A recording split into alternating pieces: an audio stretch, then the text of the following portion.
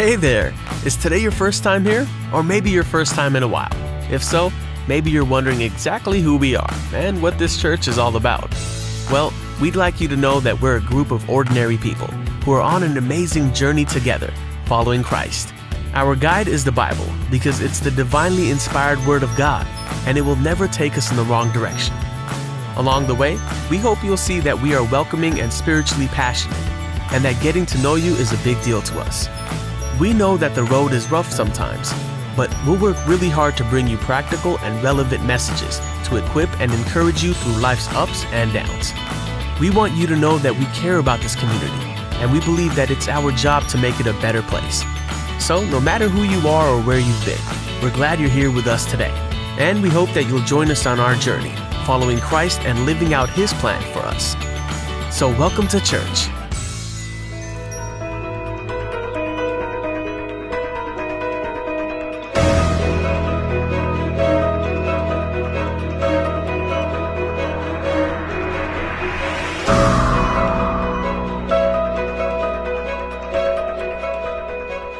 Praise the Lord. आप सबों को जय मसीह की, और साथ ही साथ आप सबको नया साल मुबारक हो।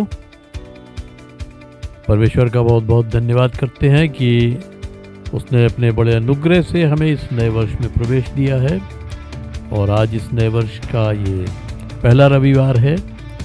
आप सबको बहुत बहुत बधाई हो, और निरंतर उसको धन्यवाद देते रहें कि उसने अपने बड़े अनुग्रह से हम सबको इस नए वर्ष में प्रवेश दिया है। आइए हम प्रार्थना करेंगे और प्रार्थना करके अपनी इस सभा को आरंभ करेंगे। प्रिय पिता परमेश्वर, हम तुझे धन्यवाद देते हैं आज के दिन के लिए, तेरे उस बड़े अनुग्रह के लिए, तेरी उस महाकरुणा के लिए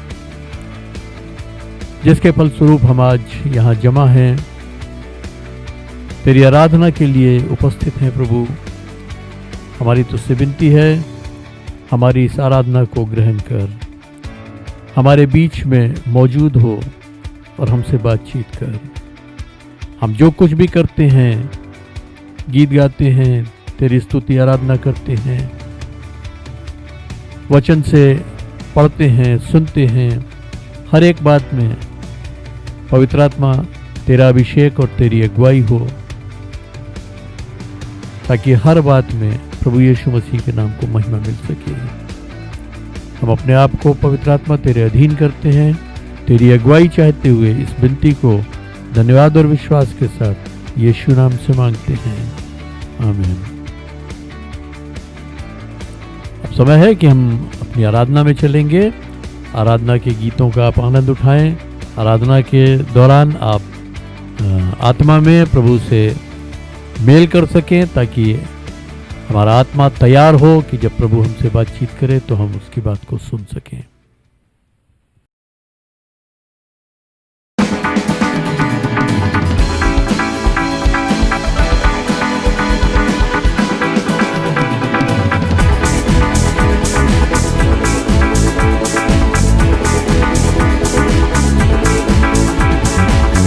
जानू कि छुड़ाया उसने, उसके लहू से पाप धुले। जानू मैं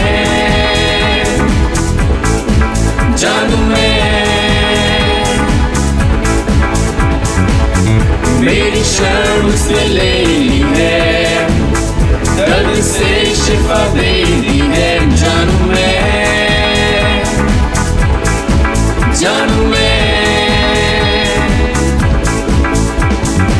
मैं उठ के ये बोलूं, मेरा यीशु जीवित है, यीशु जीवित है, यीशु जीवित है, यीशु जीवित है, यीशु जीवित है, यीशु जीवित है, यीशु जीवित है, यीशु जीवित है, यीशु जीवित है।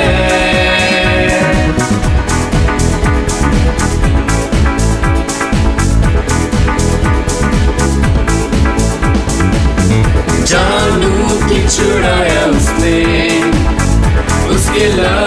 सिपा भूले जानू मैं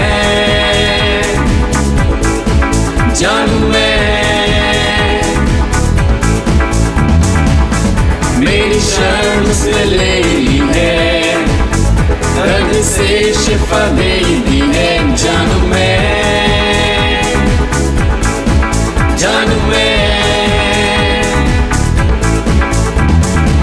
मैं उठ के ये बोलूं ओ मेरा यीशु जीवित है, यीशु जीवित है, यीशु जीवित है, यीशु जीवित है, यीशु जीवित है, यीशु जीवित है, यीशु जीवित है, यीशु जीवित है, यीशु जीवित है। तुम मेरा बोझ उठाए, मैं तेरे संग बढ़ूं, इस पर्वत पर मैं नाचूंगा, तेरा राजा देखूं। तुम मेरा बोझ उठाए, मैं तेरे संग बढ़ूं, इस पर्वत पर मैं नाचूंगा, तेरा राजा देखूं। यीशु जीवित है, यीशु जीवित है, यीशु जीवित है, यीशु जीवित है, यीशु जीवित है, यीशु जीवित है, यीशु जीवित है, यीशु जीवित है, वो जीवित है।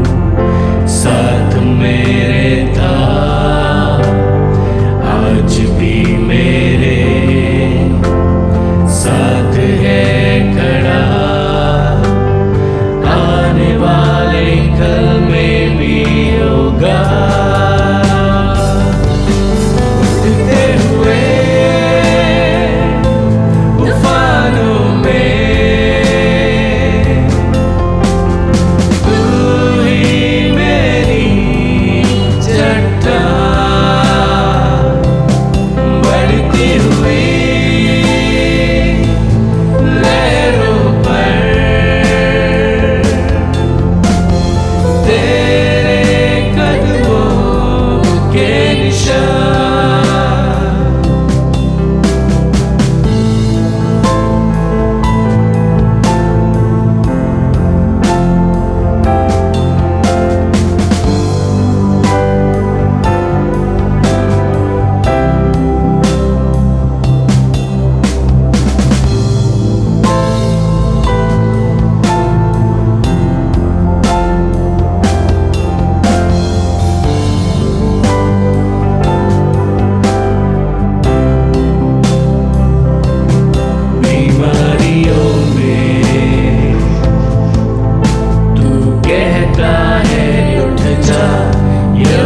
रफ़ा,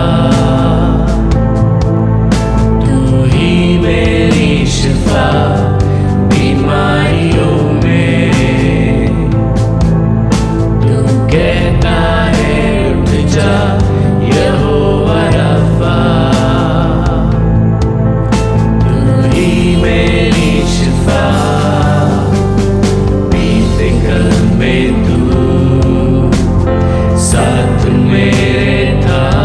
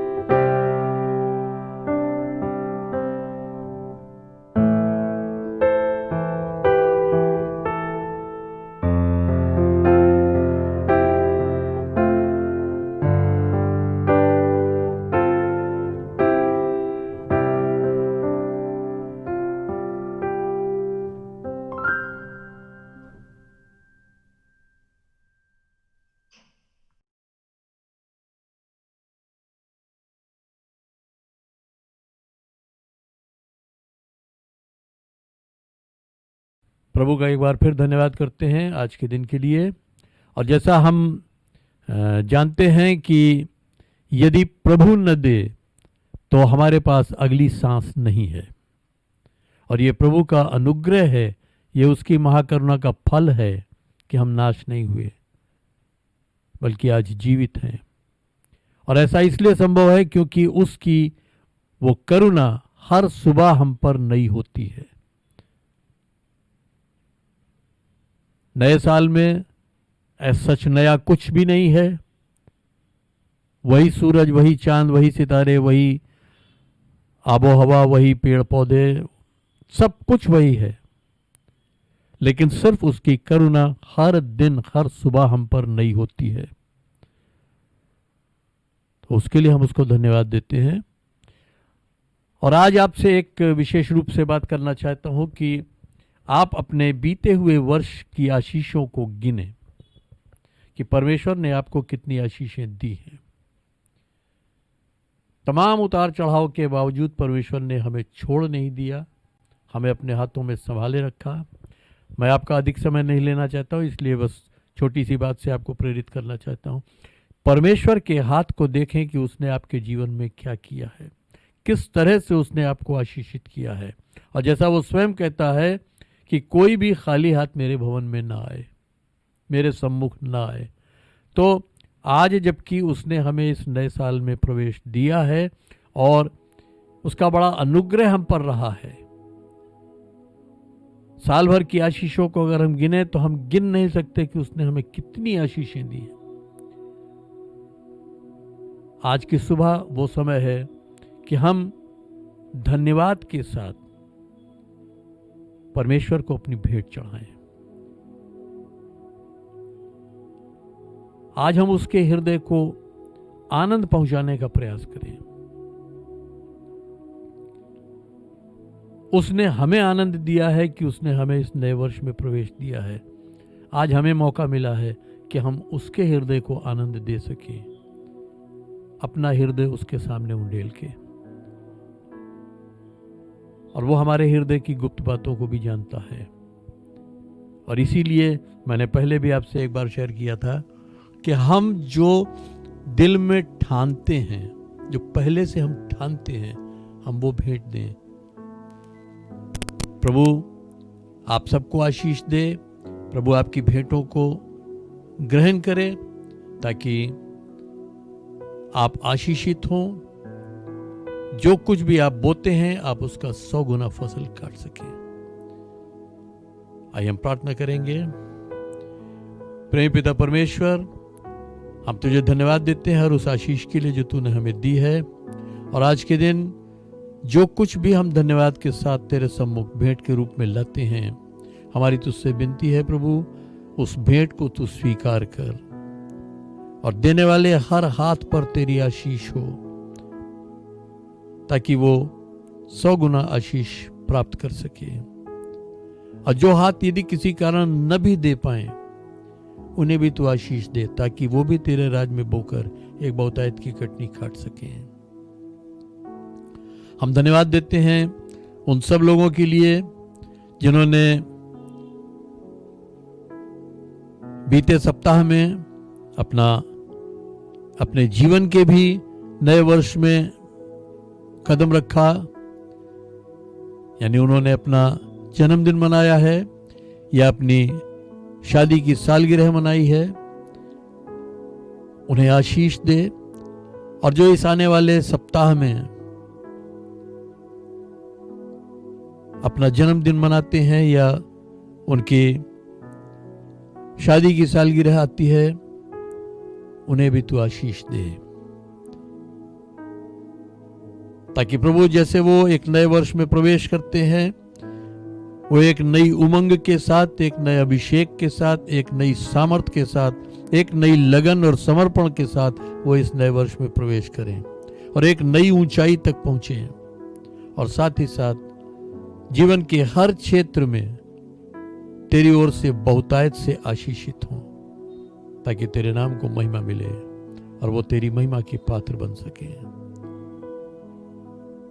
इसी विश्वास के साथ कि जो हम तुझसे मांगते हैं तो हमारी सुनता है, और जब हम जानते हैं कि तू हमारी सुनता है, तो हम ये भी जानते हैं कि जो हमने पाया जो हमने मांगा है वो हमने पा लिया है, जिसके लिए तुझे धन्यवाद देते हुए इस विनती को हम प्रभु यीशु मसीह के नाम से मांगते हैं, आमीन।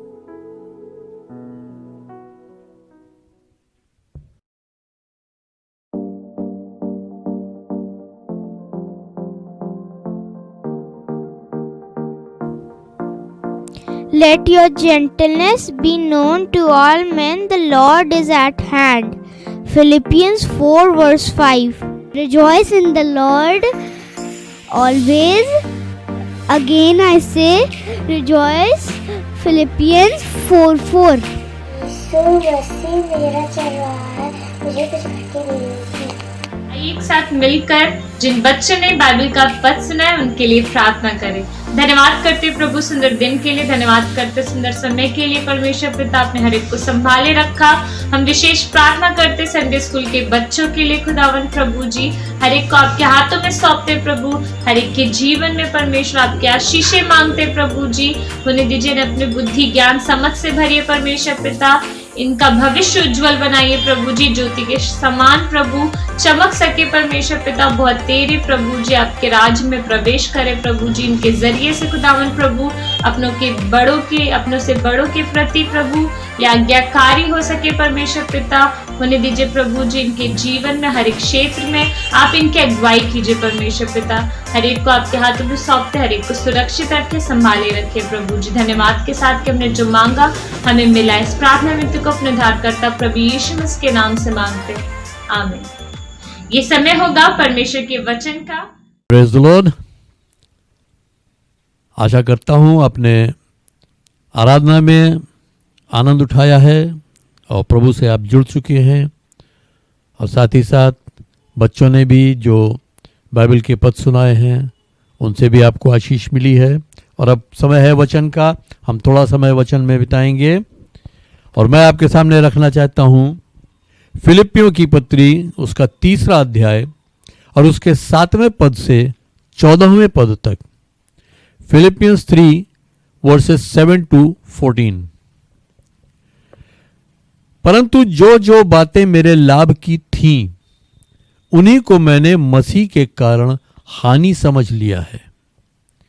वरन मैं अपने प्रभु मसीह यीशु की पहचान की उत्तमता के कारण सब बातों को हानि समझता हूं, जिसके कारण मैंने सब वस्तुओं की हानि उठाई और उन्हें कूड़ा समझता हूं, जिससे मैं मसीह को प्राप्त करूं और उसमें पाया जाऊं, न कि अपनी उस धार्मिकता के साथ जो व्यवस्था से है, वरन उस धार्मिकता के साथ जो मसीह पर विश्वास करने के कारण है और परमेश्वर की ओर से विश्वास करने पर मिलती है, ताकि मैं उसको और उसके मृत्युंजय की सामर्थ्य को और उसके साथ दुखों में सहभागी होने के मर्म को जानूं और उसकी मृत्यु की समानता को प्राप्त करूं। मैं किसी भी रीति से मरे हुओं में से जी उठने के पद तक पहुंचूं। ये मतलब नहीं कि मैं पा चुका हूं या सिद्ध हो चुका हूं, पर उस पदार्थ को पकड़ने के लिए दौड़ा चला जाता हूं जिसके लिए मसीह यीशु ने मुझे पकड़ा था। हे भाइयों, मेरी भावना ये नहीं है कि मैं पकड़ चुका हूं, परंतु केवल यह एक काम करता हूं कि जो बातें पीछे रह गई हैं उनको भूलकर आगे की बातों की ओर बढ़ता हुआ निशाने की ओर दौड़ा चला जाता हूं, ताकि वो इनाम पाऊं जिसके लिए परमेश्वर ने मुझे मसीह यीशु में ऊपर बुलाया है। परमेश्वर अपने वचन के पढ़े और सुने जाने पर आशीष दे। हम प्रार्थना करें। पवित्र आत्मा, मैं अपने आप को तेरे अधीन करता हूं। तू मुझ में होकर हम सब से बातचीत कर, ताकि हम उन्नति कर सकें, तेरी देह उन्नति पाए और तेरे सुसमाचार का कार्य और प्रभावी रीति से किया जा सके। हमारी अगुवाई कर, हमारी सहायता कर। वचन पर तेरा अभिषेक हो प्रभु, प्रभु यीशु मसीह के नाम से, आमीन। मैं विशेषकर 13वें और 14वें पद को सामने रखना चाहता हूं, उस पर थोड़ी देर बात करना चाहता हूं। यहाँ लिखा है, पौलुस लिखता है, हे भाइयों, मेरी भावना ये नहीं है कि मैं पकड़ चुका हूं, परंतु केवल ये एक काम करता हूं कि जो बातें पीछे रह गई हैं उनको भूलकर आगे की बातों की ओर बढ़ता हुआ निशाने की ओर दौड़ा चला जाता हूं, ताकि वो इनाम पाऊं जिसके लिए परमेश्वर ने मुझे मसीह यीशु में ऊपर बुलाया है। मैं केवल ये एक काम करता हूं कि जो बातें पीछे रह गई हैं उनको भूलकर आगे की बातों की ओर बढ़ता हुआ निशाने की ओर दौड़ा चला जाता हूं, ताकि उस इनाम को पाऊं जिसके लिए परमेश्वर ने मुझे मसीह यीशु में ऊपर बुलाया है। हम इन दो पदों को 3-4 हिस्सों में बांट सकते हैं। पहला यह कि जो बातें पीछे रह गई हैं उनको भूल के,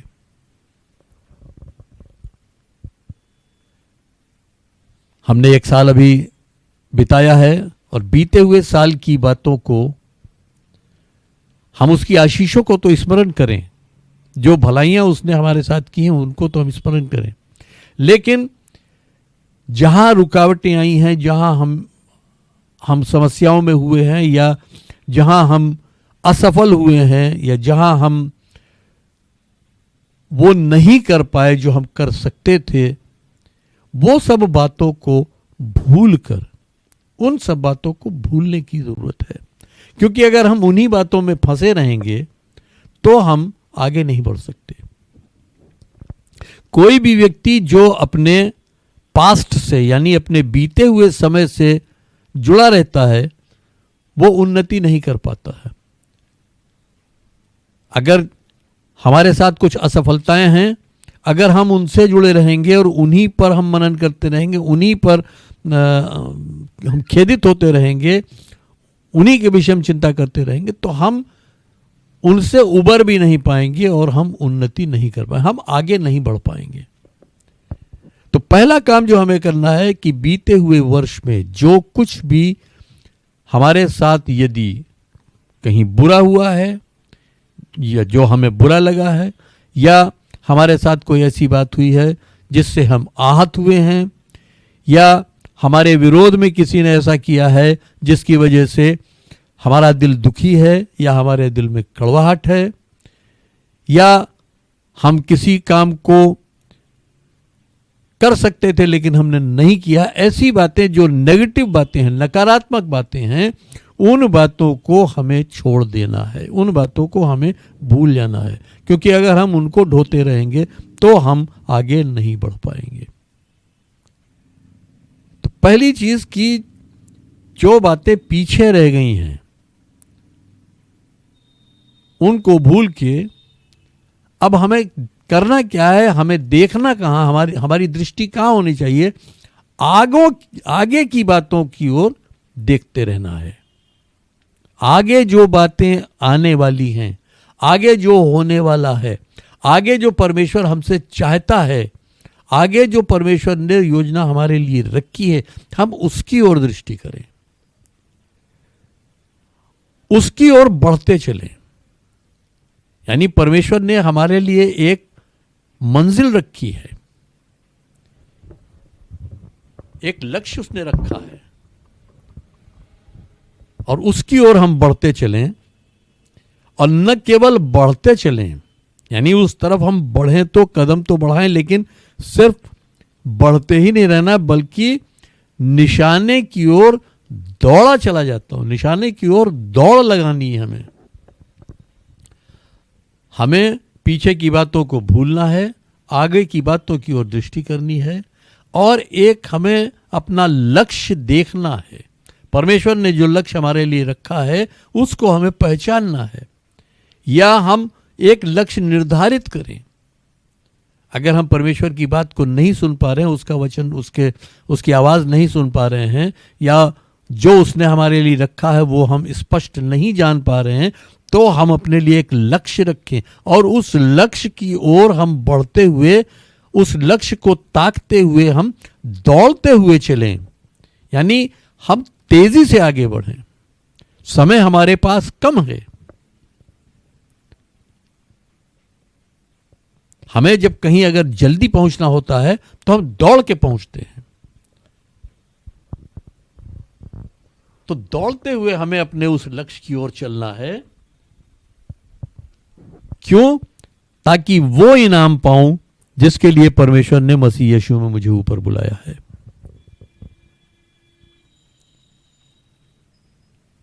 क्या हम बुलाए हुए लोग हैं? क्या परमेश्वर ने मसीह यीशु में हमें भी ऊपर बुलाया है? हाँ अजीजों, बुलाया है उसने। क्योंकि हमारी इस पृथ्वी पर का यह जो डेरा है, ये डेरा जिसमें हम रह रहे हैं, ये अस्थायी है, ये टेम्पररी है।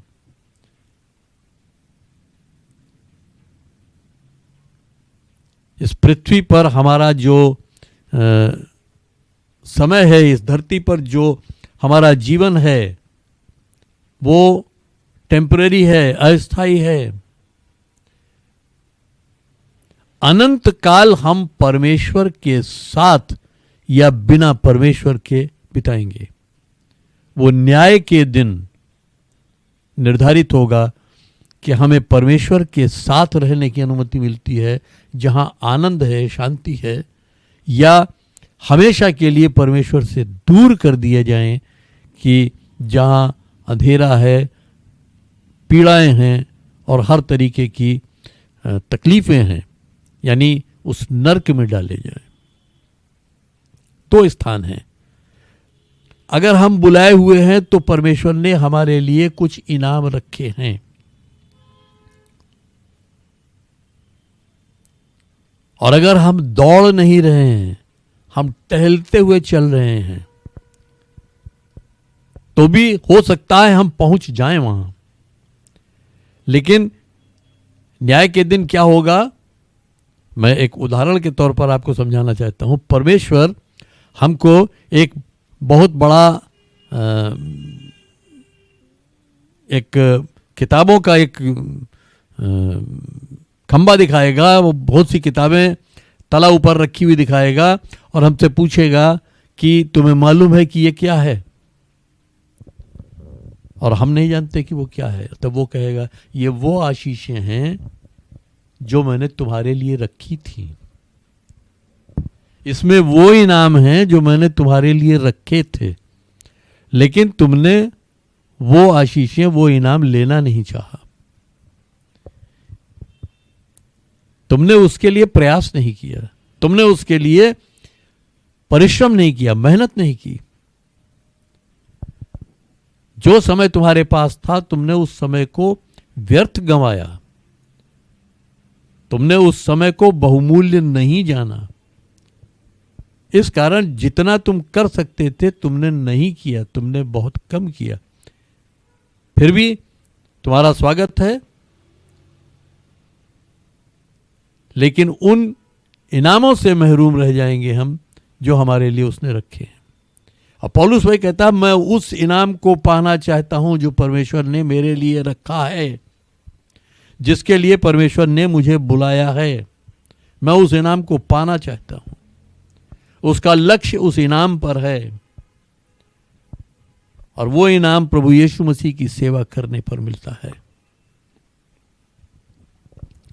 तो वो कहता है कि निशाने की ओर दौड़ना है हमें। जितनी सुस्ती हो गई, जितनी लापरवाही हो गई, जितना हम बातों को टाल सके टाल लिया, लेकिन अब हमें उस पर बस बोल देना है। एनफ इज एनफ, बस अब बहुत हुआ, अब नहीं। अब हम एक दौड़ में दौड़ेंगे। मैं हर सुनने वाले को प्रेरित कर रहा हूं, अगर आपको मसीह यीशु ने चुना है, अगर आपको परमेश्वर ने मसीह यीशु में बुलाया है, तो बिना दौड़े काम नहीं चलेगा। आपको उस दौड़ में शामिल होना पड़ेगा, क्योंकि दौड़ के बाद ही इनाम मिलता है।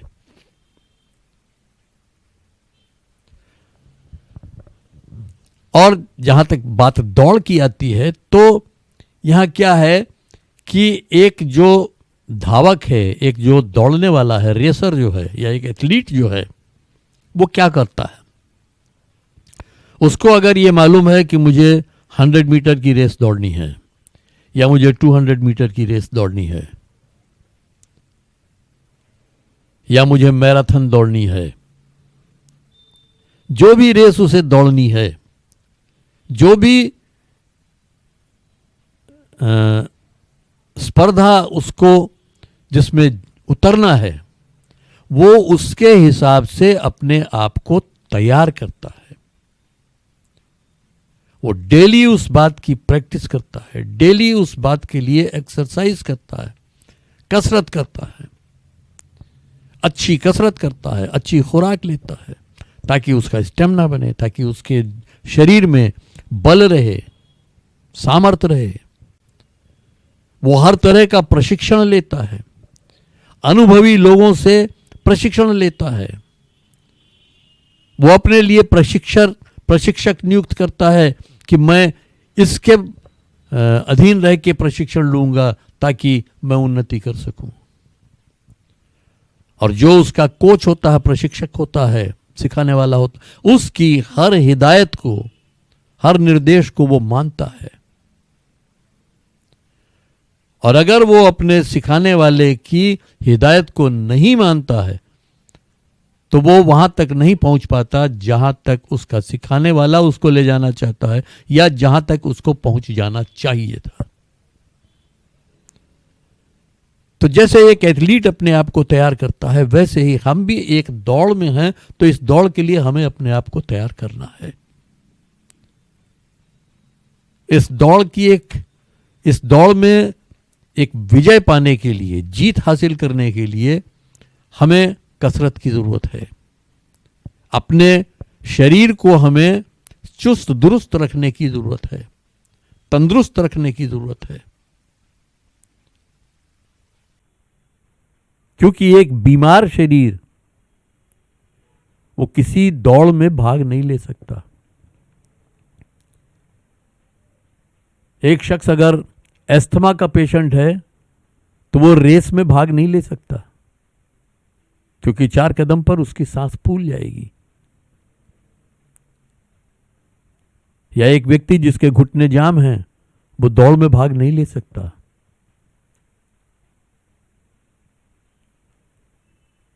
हमें अपने शरीर को स्वस्थ रखने की जरूरत है। स्वस्थ रखने का मतलब कि हम अपने शरीर का भी ध्यान रखें, उचित मात्रा में खाएं, उचित मात्रा में हम कसरत करें ताकि शरीर बलवान बना रहे। जिस दौड़ में हमें दौड़ना है उसका हम अभ्यास करते रहें।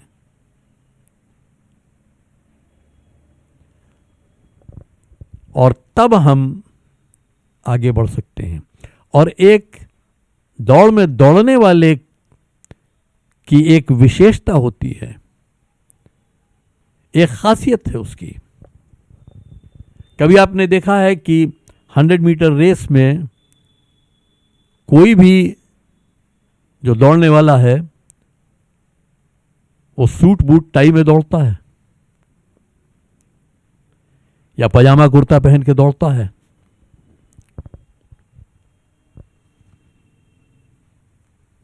या अपने कंधे पर बैग टांगे हुए दौड़ता है? नहीं, वो अपने ऊपर से सारा फालतू वजन हटाता है। दौड़ में दौड़ने के लिए बहुत जरूरी है कि हम अपने ऊपर से फालतू वजन हटाएं। ये फालतू वजन हमारे अपने जिस्म का हो सकता है, यानी अगर हमने बहुत ज़्यादा वजन बढ़ा लिया है अपना, हमारे शरीर में चर्बी बहुत ज़्यादा हो गई है, बहुत अधिक मोटे हो गए हैं हम, तो लोग कसरत करके दौड़ दौड़ के अपने आप को सुडौल बनाते हैं। और एक जो खिलाड़ी है वो हमेशा अभ्यास करता रहता है ताकि उसका शरीर शरीरा बना रहे। तो वो अपने ऊपर से जो अननेसेसरी बर्डन है, अननेसेसरी लोड है, वो उसको हटाता है। और उसे हटाने की हमें भी जरूरत है। हम भी बहुत सा अननेसेसरी, अनावश्यक बोझ लिए घूम रहे हैं। और इस पर हम विस्तार से बात करेंगे, लेकिन हो सकता है आज हम उस विस्तार से बात न कर पाएं, लेकिन हम इस पर विस्तार से बात करेंगे कि हम कौन कौन सा बोझ अपने ऊपर लिए हुए फिरते रहते हैं जिसके कारण हम दौड़ नहीं दौड़ पाते। अगर हम देखें इब्रानियों की पत्री उसका 12 अध्याय उसका पहला पद, इस कारण जबकि गवाहों का ऐसा बड़ा बादल हमको घेरे हुए है, तो आओ हर एक बोझ और पाप को जो बड़ी सरलता से हमें उलझा लेता है, दूर करके उस दौड़ में जो हमारे सामने रखी है धीरज से दौड़ें।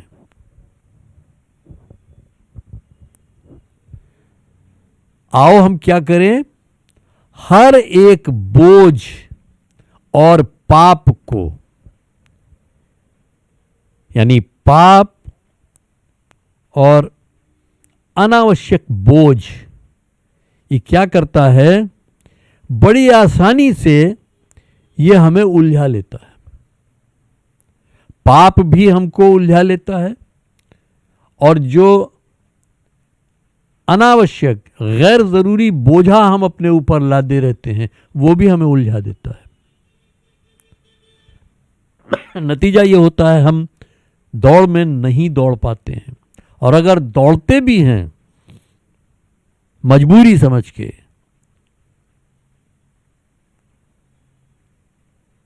तो हम थोड़ी देर में धीरज खो बैठते हैं और दौड़ से हट जाते हैं, दौड़ से निकल जाते हैं।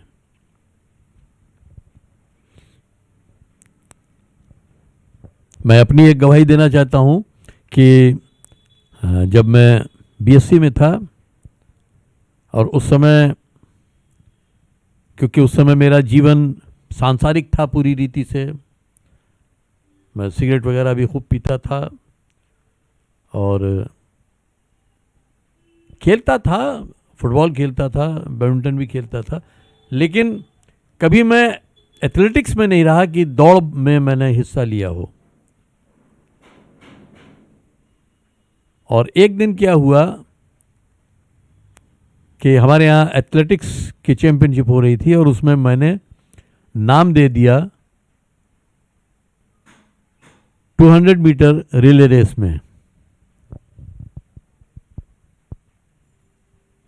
और जब उसमें मुझे 200 मीटर्स दौड़ना पड़ा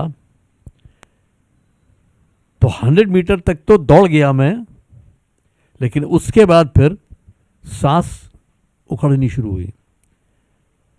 फिर मैंने धीरज रखते हुए कोशिश करके कि कम से कम सांस छोड़ूं और ज़्यादा से ज़्यादा सांस खींचूं, धीरज रखते हुए किसी तरह से मैंने उस रेस को पूरा किया।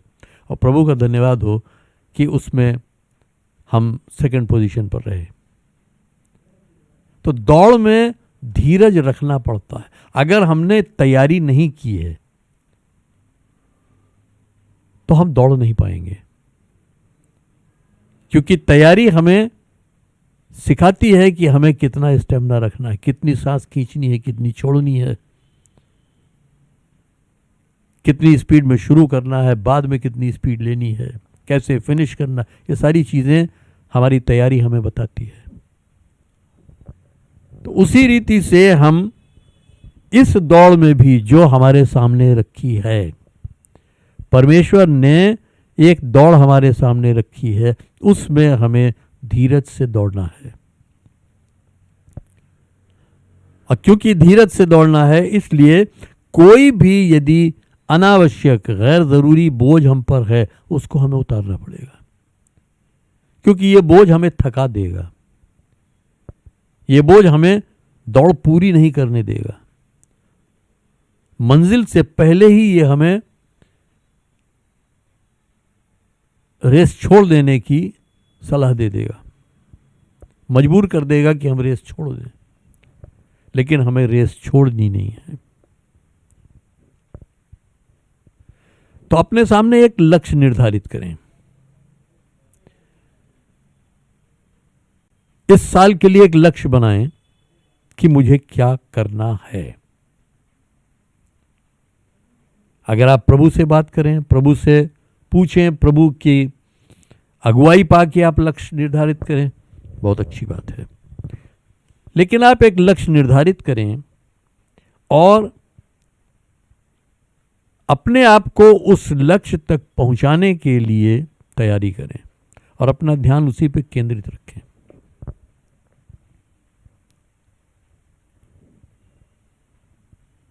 जैसे एक व्यक्ति जब वो नौकरी करता है तो वो समय से अपने दफ्तर पहुंचता है और पूरा काम करता है। हर दिन करता है। यदि कोई दुकानदार है तो उसका लक्ष्य है कि वो जल्दी से जल्दी अपनी दुकान खोल दे ताकि अधिक से अधिक ग्राहक आ सकें। वो अपने लक्ष्य के लिए बिल्कुल तत्पर रहता है, तैयार रहता है। वैसे ही हमें भी एक लक्ष्य निर्धारित करके उस पर फोकस करना है कि कुछ भी हो हमें इस लक्ष्य को प्राप्त करना है, हमें यहां तक पहुंचना है। जो हमने तय किया है वहां तक हमको इस वर्ष में पहुंच जाना है और उसके हिसाब से आप देखें कि आप क्या क्या तैयारी कर सकते हैं। यदि आपको सलाह की ज़रूरत हो आप हमसे सलाह ले सकते हैं कि क्या क्या तैयारी करें, कैसे कैसे करें, लेकिन आपको ये देखना पड़ेगा कि हम क्या क्या तैयारी करें जिससे कि हम अपने उस निर्धारित लक्ष्य तक पहुंच सकें। और आपको ये भी देखना पड़ेगा कि आपको क्या करना चाहिए और क्या नहीं करना चाहिए। उस लक्ष्य तक पहुंचने के लिए क्या करना चाहिए ये भी हमें देखना होगा, और क्या है जो हमें उस लक्ष्य तक पहुंचने से रोकेगा वो हमें नहीं करना है, वो भी हमें देखना होगा कि हमें क्या करना चाहिए और क्या नहीं करना चाहिए। हमें ये देखना पड़ेगा कि वो कौन से गैर ज़रूरी बोझ हैं जो हम पर लदे हुए हैं, जो हमने अपने ऊपर लाद रखे हैं, जिनको हम निरंतर ढोते चले आ रहे हैं। यीशु मसीह कहता है, बोझ से दबे लोगों मेरे पास आओ, मैं तुम्हें विश्राम दूंगा। लेकिन फिर भी हम बोझ ढो रहे हैं। उन बोझों को हमें छोड़ देना है। बहुत से बोझ ऐसे हैं जिनका हमें शायद पता भी नहीं कि हम उनको ढो रहे हैं।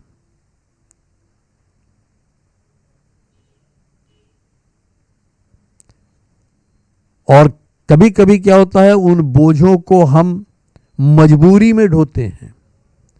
कभी कभी हम उन बोझों को अपने परिवार के दबाव में ढोते हैं या अपने समाज के दबाव में ढोते हैं। लेकिन बहुत से बोझ ऐसे होते हैं जिनको हम ढोते रहते हैं। उन बोझों को हमें अपने से दूर करना है। हम बहुत से ऐसे काम करते हैं जो गैर ज़रूरी हैं, जिनको करने का कोई मतलब नहीं है, लेकिन हम उन कामों को करते हैं। बहुत से ऐसे कामों में हम फंस जाते हैं या अपने आप को हम उसमें फंसा लेते हैं जिसके लिए परमेश्वर ने हमें नहीं बुलाया है। परमेश्वर ने हमें जिस काम के लिए बुलाया हमें वो काम करना है, और हम अपने आप को और तमाम कामों में फंसा लेते हैं।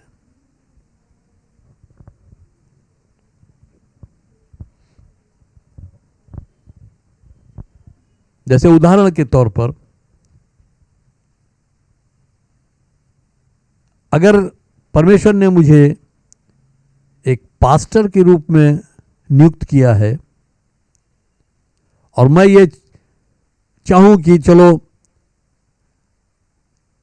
क्वायर का लीडर भी मैं बन जाता हूं, संडे स्कूल का टीचर भी मैं ही बन जाता हूं, सारे काम मैं ही अपने ऊपर ले लेता हूं, तो ये अननेसेसरी बर्डन मैं अपने ऊपर ले रहा हूं।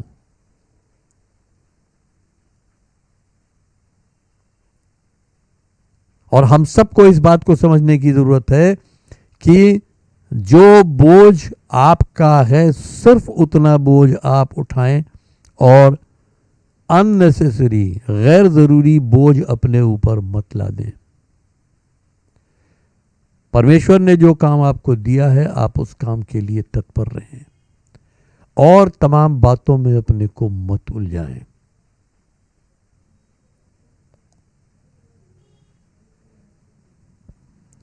क्योंकि जैसे लिखा है इब्रानियों 12 उसके 1 में, हर एक बोझ और पाप को जो बड़ी सरलता से हमें उलझा लेता है, यानी जो बोझ हम ले लेते हैं ये हमें उलझा लेते हैं। पाप हमें उलझा लेते हैं और ये जब हमें उलझा लेते हैं तो फिर हम नहीं दौड़ पाते हैं, हम आगे नहीं बढ़ पाते हैं। बहुत बार ऐसा होता है कि जो हमें करना है लेकिन परिवार वाले अगर नहीं इच्छा कर रहे हैं तो हम उस बात को टाल जाते हैं। यदि हमें सुसमाचार की सेवा के लिए जाना है और परिवार वालों ने दबाव डाला कि नहीं मत जाओ, परिवार में ये काम है वो काम है, तो हम परिवार के दबाव में आके उस बात को टाल जाते हैं। बहुत बार समाज के दबाव में आके हम बहुत सी बातों को टाल जाते हैं, वो बोझ हम अपने ऊपर ले लेते हैं। समाज की रीतियों का बोझ हम अपने ऊपर ले लेते हैं, परिवार का दबाव हम अपने ऊपर वो बोझ ले लेते हैं। तो इस तरह के बहुत से बोझ होते हैं जो हम ले लेते हैं और ये हमारी दौड़ में रुकावट बनते हैं, ये बाधा बनते हैं। जैसा मैंने आपसे कहा कि जो बोझ हैं, कितने बोझ हैं, उन पर हम चर्चा विस्तार में करेंगे और आज उतना समय नहीं है कि मैं विस्तार में जा पाऊं, तो इसलिए आज मैं यहीं पे समाप्त करता हूं और मैं अगले 2 रविवार में आपको उन बोझों से परिचित कराऊंगा जो हम ढोते रहते हैं और जो हमारी दौड़ में रुकावट बनते हैं, जो हमें इनाम पाने से रोक देते हैं। क्योंकि हमारे लिए ये समझना जरूरी है कि वो कौन सी बातें हैं जो हमें रोक रही हैं, जिन्हें हमें अपने जीवन से दूर करने की जरूरत है। जैसा इब्रानियों में लिखा है कि आओ हर एक बोझ और पाप को जो बड़ी सरलता से हमें उलझा लेता है, दूर करके उस बोझ को, उस पाप को दूर करके उस दौड़ में जो हमारे सामने रखी है धीरज से दौड़े। तो उस दौड़ में दौड़ने के लिए पहली चीज हमें धीरज भी चाहिए और दूसरी चीज हमें उन गैर जरूरी जो बोझ हैं उनको दूर करना है। अगर नहीं दूर करेंगे तो यही बोझ हमें उलझा लेंगे। जैसे मिसाल के तौर पर मान लीजिए अगर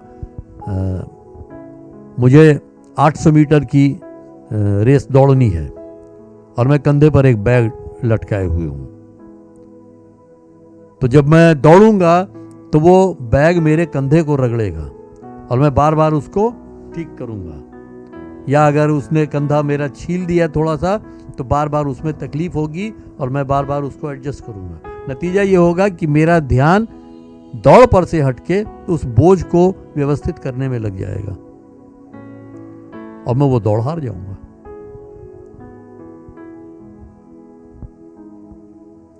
तो हमें ये देखना है कि कौन सा बोझ हमें रोक रहा है, कौन सा बोझ हमें उलझा रहा है, कौन सा पाप हमें उलझा रहा है। बहुत से छोटे छोटे पाप होते हैं जो हमें उलझा लेते हैं, छोटे छोटे बोझ भी होते हैं जो हमें उलझा लेते हैं, जिनका हमें पता नहीं लगता, लेकिन वो हमारे ऊपर हैं और हमें उलझाए रहते हैं और हम अपनी दौड़ नहीं दौड़ पाते हैं। तो आज मैं इतने ही पे ख़त्म करूँगा और ये आपके सामने टास्क रखूँगा कि आप अपने ज़िंदगी में उन बोझों को पहचानने की कोशिश करें और उन्हें अपने से दूर करने की कोशिश करें। अगर कोई ऐसे पाप हैं जो आपको उलझा रहे हैं तो उनको भी अपने से दूर करने की कोशिश करें। और हम अगली बार जब बातचीत करेंगे तो मैं आपके साथ उस फहरिस्त के साथ आऊँगा कि कौन कौन से बोझ हैं जो हमें उस दौड़ में रोकते हैं, जो उस दौड़ में इनाम पाने से हमको रुकावट डालते हैं। हो सकता है आपने जो बोझ चुने हों और जब मैं बताऊं तो आप उन बोझों को समझ सकें, या हो सकता है आप वो बोझ ढो रहे हैं लेकिन आपको नहीं मालूम है, लेकिन जब बताऊं तो हो सकता है कि आपको समझ में आए कि हाँ ये एक बोझ है जो हम ढो रहे हैं। तो फिलहाल इतने ही पे छोड़ूंगा कि आप अपनी जिंदगी में पहचानने की कोशिश कीजिए कि कौन सा गैर ज़रूरी काम आपने ले रखा है जो आपको उलझाए हुए है, जो आपके यीशु मसीह की सेवा में रुकावट बन रहा है। उस बोझ को दूर करें।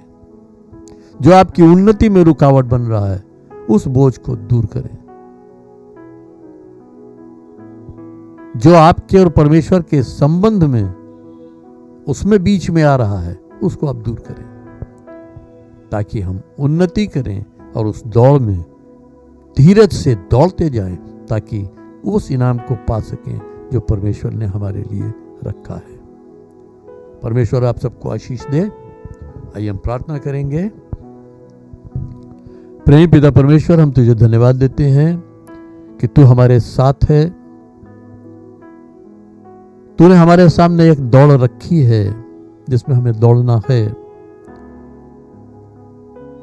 हम सब की आंखों को खोल कि हम उन गैर जरूरी बोझों को जो हमारे ऊपर लदे हुए हों, हम उन्हें पहचान सकें और उन्हें छोड़ सकें, ताकि हम पूरी स्वतंत्रता से इस दौड़ में दौड़ें और सचमुच हम उस इनाम तक पहुंच सकें जो इनाम तूने हमारे लिए रखा है। हमारे कान ये न सुनने पाए कि देख मैंने तेरे लिए ये इनाम रखे थे जिन्हें तू नहीं प्राप्त कर सका, बल्कि हमारे कान ये सुन सके कि परमेश्वर कहे कि ये इनाम मैंने तेरे लिए रखा था और तू इस इनाम का हकदार है। आप प्रभु हम सबकी सहायता कर।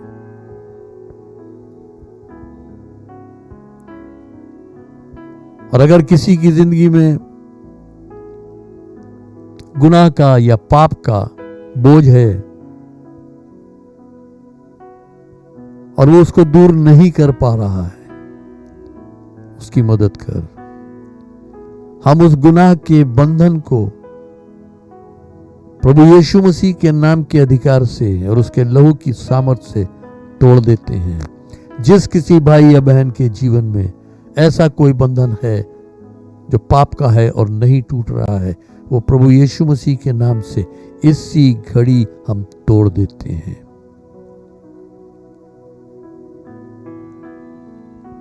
प्रभु यीशु मसीह हर एक को हम तेरे लहू में ढांपते हैं और तुझसे विनती करते हैं, हर एक की हर रीति से अगुवाई कर, सहायता कर, ताकि हम सब उन्नति करते जाएं, हम सब निशाने की ओर दौड़ते चलें, धीरज से दौड़ें, संयम से दौड़ें, ताकि हम उस इनाम को पा सकें। एक बार फिर तुझे धन्यवाद देते हैं कि तूने हमें इस नए वर्ष में प्रवेश दिया है प्रभु, और ये नया वर्ष जो तूने हमें दिया है एक उद्देश्य से दिया है। हमारे जीवन के लिए तेरा एक लक्ष्य है, तेरा एक उद्देश्य है, हम पर वो प्रकट कर, ताकि हम उस लक्ष्य की ओर देखते हुए दौड़ते चले जाएं। हर एक को आशीष दे प्रभु, हर एक को तंदुरुस्ती दे, हर एक को अपने हाथों में सुरक्षित रख, ताकि प्रभु हर एक तुझ में आगे बढ़े। हर एक बात में हम सारा आदर, सारी महिमा पिता परमेश्वर, प्रभु यीशु मसीह, पवित्र आत्मा तुझको देते हैं, और इस विनती को धन्यवाद और विश्वास के साथ यीशु नाम से मांगते हैं, आमीन। अब हमारे प्रभु यीशु मसीह का अनुग्रह, परमेश्वर पिता का प्रेम और पवित्र आत्मा की सहभागिता हम सब के साथ अब से सदा तक होती रहे, आमीन।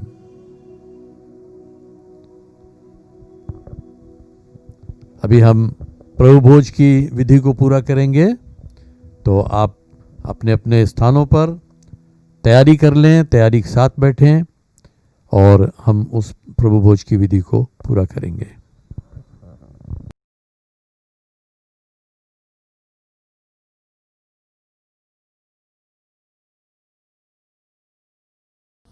क्योंकि ये बात मुझे प्रभु से पहुंची और मैंने तुम्हें भी पहुंचा दी कि प्रभु यीशु ने जिस रात को पकड़वाया गया रोटी ली और धन्यवाद करके उसे तोड़ी और कहा कि ये मेरी देह है जो तुम्हारे लिए है, मेरे स्मरण के लिए यही किया करो। इसी रीति उसने बियारी के पीछे कटोरा भी लिया और कहा, ये कटोरा मेरे लहू में नई वाचा है, जब कभी पियो तो मेरे स्मरण के लिए यही किया करो। क्योंकि जब कभी तुम ये रोटी खाते और इस कटोरे में से पीते हो तो प्रभु की मृत्यु को जब तक वो न आए प्रचार करते हो। इसलिए जो कोई अनुचित रीति से प्रभु की रोटी खाए या उसके कटोरे में से पिए, वो प्रभु की देह और लहू का अपराधी ठहरेगा। इसलिए मनुष्य अपने आप को जांच ले और इसी रीति से इस रोटी में से खाए और इस कटोरे में से पिए। क्योंकि जो खाते पीते समय प्रभु की देह को न पहचाने, वो इस खाने और पीने से अपने ऊपर दंड लाता है।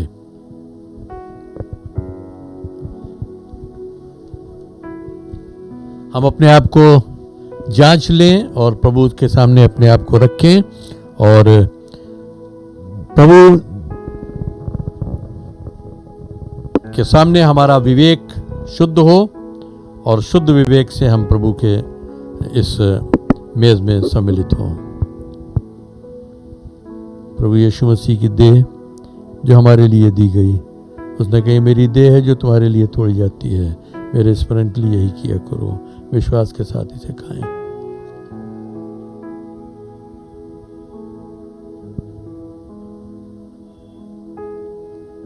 उसने कटोरा लिया, उन्हें यह कहकर दिया कि ये नई वाचा में मेरा लहू है जो तुम्हारे लिए बहाया जाता है, मेरे स्मरण के लिए यही किया करो।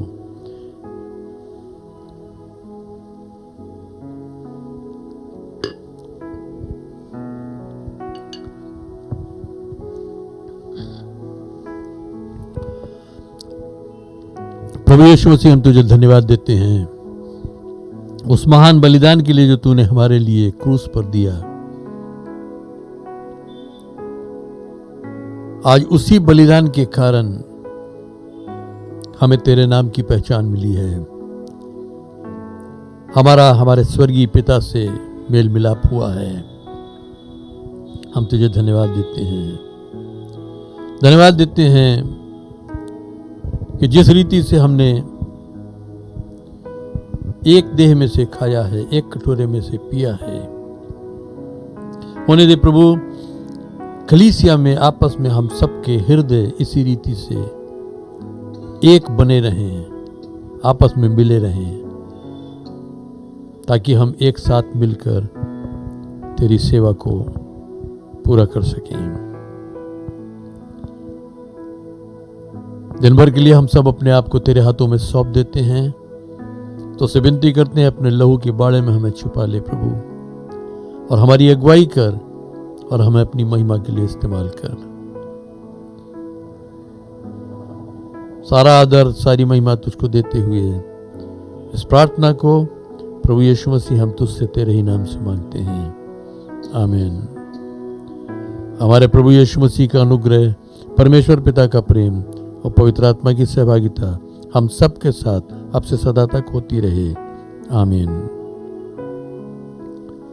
आप सबको एक बार फिर नया साल मुबारक हो और प्रभु आप सबको बहुत आशीष दे।